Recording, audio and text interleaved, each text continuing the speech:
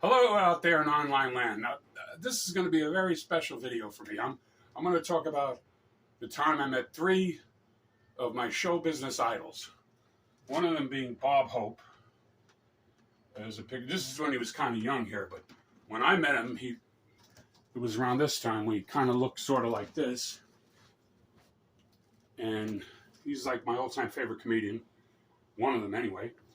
And the first time I met Bob Hope was in Central Park. He was taping one of his TV specials.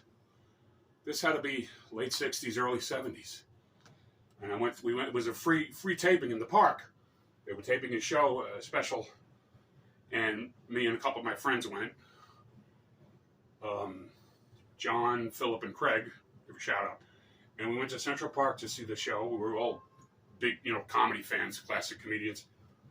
And on the same show with Bob Hope, his special guest was Jackie Gleason. So we got to see Bob Hope and Jackie Gleason.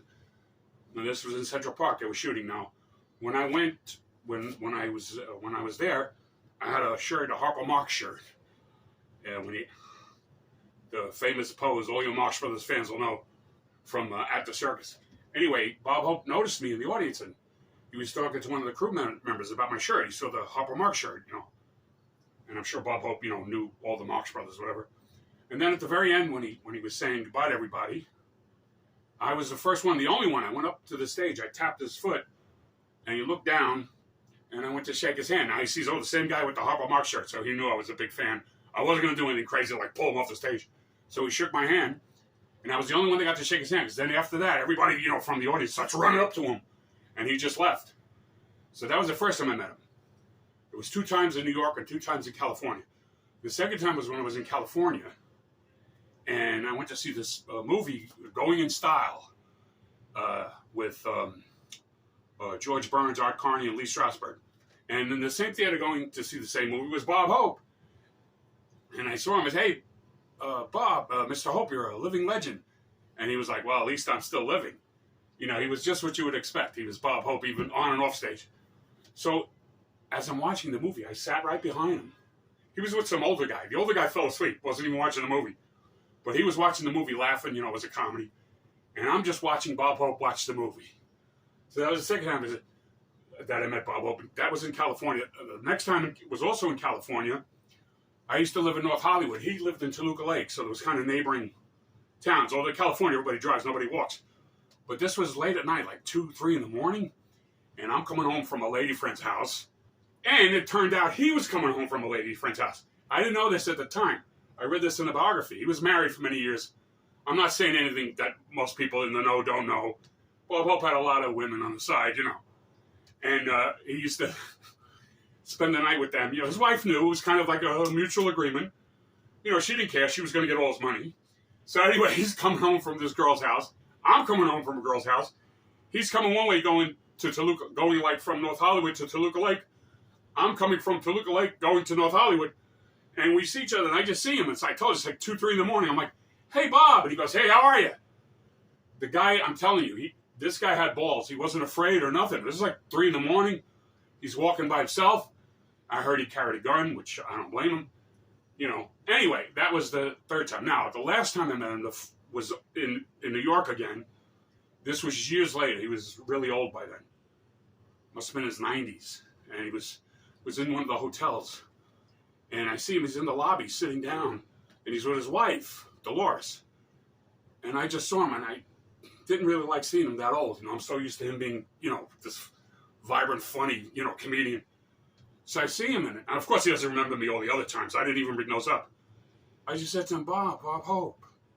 And he looked at me, and I said something like,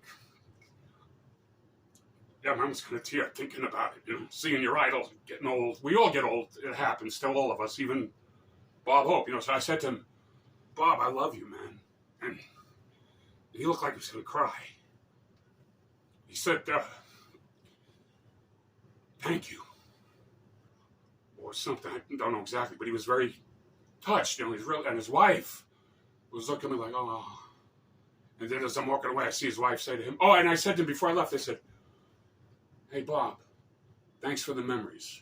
I said, theme song, thanks for the memories. And I said, stay warm. And he said either I will or I'll try. And his wife looked at him, and she said something. And I see she must have said, "Oh, wasn't that nice?" So I'm glad I got to see one of my idols and tell him how much I appreciated his work. Okay, now another idol I met once in New York and once in California. Same thing. Jerry Lewis. This is a picture from with D. Martin. But here he is up here too. But this is when he was Martin and Lewis. I never met D. Martin, another one of my idols. I wish I did, but I never did. But I met Jerry Lewis twice. There's a good side and a bad side with Jerry. We hear these stories. I have a good story and a bad story. I'll tell you the bad one first. Well, this happened first. This was in California. And I had a date with some lady friend. And she said, well, pick me up after work. I says, okay. She gives me the address. I go there. She was an actress. She was doing extra work, background work. It turned out it was a Jerry Lewis movie. Now, this is like one of his last movies. This was in the early 80s. And the movie was called Smorgasbord. And they released it as Cracking Up. And so I get there and I see, oh, wow, a Jerry Lewis movie. And I didn't even care I wasn't going to get paid. I said, I got to be an extra. So I just went and snuck in the scene. They were shooting and Jerry Lewis was directing. He's up on the camera directing. And they're shooting a scene in a bar. And everybody has to, it's comedy. So everybody's like, the scene ends with everybody kissing each other, But that scene got cut out of the film. They shoot extra scenes. They don't all make it in the movie. So then after the shoot was all done, this lady friend comes up to me and says, hey, Jerry Lewis is going to come out this way. I want you to take a picture, me and him. I says, okay. So she gives me the camera, and now Jerry Lewis comes out. He acts like that Jerry Lewis, but in real life, he's not like that. He's totally opposite. Kind of comes across like a gangster, So he's walking, he's got a cigarette in his hand. So I tell him, oh, Mr. Lewis, you've been, I said the wrong thing. I said, I've idolized you when I was a kid. I should have said since I was a kid. Not when I was a kid, as though like I outgrew him, I think I said, so I don't remember exactly what I said, but he didn't look too happy. So I said, could I take a picture of you and my lady friend? And he went, sure, right? So now he's posing, he's got the cigarette in his hand. And I'm trying to, and the button's not snapping, right? And his cigarette, finally he yells at me, he goes, all you gotta do is press the button. I was like, God, hey. So I want to act like him. And she comes running over. She grabs the camera. And she didn't tell me she had it on lock. The button was locked. It's not my fault. It was her camera. So she grabs the camera from me. She knows he's going to leave. And she takes the picture, just him. And he goes to me, you see? And I looked at her. I said, what did you make me look like a jerk in front of Jerry Lewis? What did you tell me the button was locked? Anyway, that was the bad story. The good one, this is years later in New York. And he's up in age now in the 90s. And he's doing a lecture at the Marriott Marquis in Manhattan. And he's sitting down talking, taking questions from people and showing movie clips. And at some point, like I said, he starts taking questions from people. So I get up. I had something in mind I was going to do. And I said something. This time I said the right things. Jerry Lewis, I idolized you ever since I was a little kid. Okay, nice. Then I said to me, do you mind? Could I do an impression of your ex-partner, D. Martin? And he goes, sure. And it looked like he was getting ready to say, don't quit your day job. So I started going, everybody loves somebody sometime. And the audience starts applauding because I sound just like him. And Jerry goes, that was good. That was very good. And I went, thanks, Pally. Because D. Martin used to call everybody Pally. And he laughed. So that was the good Jerry Lewis story. Made up for the other one. Okay, now last but not least, Frank Sinatra.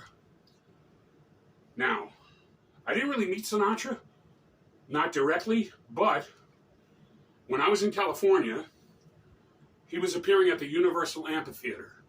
I got a job there as a usher just to see Sinatra because I know I would see all the shows for free. I wouldn't have to pay. I was the usher, right? So he did, I forget how many shows. Maybe it was just that one, I don't know. But anyway, I saw Frank Sinatra. After when Sinatra left, I left. And then, now this was before that. This was years before in New York in the 70s. And here's the picture of it. Here's this picture. It's signed by Frank Sinatra to the Highway Lounge, All the Best Frank Sinatra, 1977. And next to it, here's a picture of Frank Sinatra with Sammy Davis Jr., D. Martin. You know, Frank Sinatra, D. Martin, Sammy Davis Jr., the Rat Pack. But here's the picture he signed. This is the bar downstairs from where I live. It was owned by this big shot called James Jimmy Knapp Napoli. And the occasion was Jimmy Knapp's birthday. I didn't know Sinatra was going to show up. I was out on a date. I did a lot of dating back in those days. And I didn't know Sinatra was going to come to, you know, Jimmy's birthday party. He didn't stay long. He came, gave his regards, whatever, his happy birthday, you know, and then he left. My mother was there, my mother Rose. And she actually took a picture of him leaving in the limousine because they told everybody beforehand, don't take no pictures. So when he was leaving, my mother took the picture. I come back from the date. I says, I'll stop in and say happy birthday to Jimmy when I get back. Or I might have said it before I left, I think. Because I got back pretty late. Maybe it wasn't until the next day. But anyway, so when I get home, my mother tells me, oh, guess who showed up at Jimmy Knapp's birthday party? Oh, Frank Sinatra. Frank Sinatra? And I wasn't here?